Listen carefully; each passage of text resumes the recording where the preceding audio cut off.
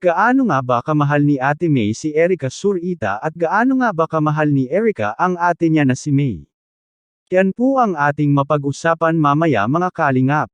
Pero bago ang lahat, wag nating kalimutang suportahan ama ng kalingap Kuya Val Santos Matubang at Kalingap Rab. Maraming salamat po. Matagal na po nating hindi nakikita si Erica May Surita.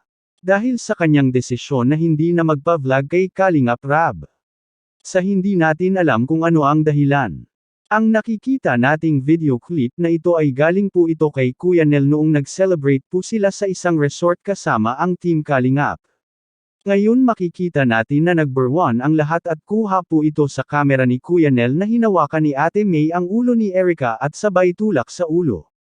Kitang-kita sa mukha ni Erica May ang pagkaalinlangan o kaya nasaktan siya sa hindi sinasadyang pagtulak sa kanyang ulo.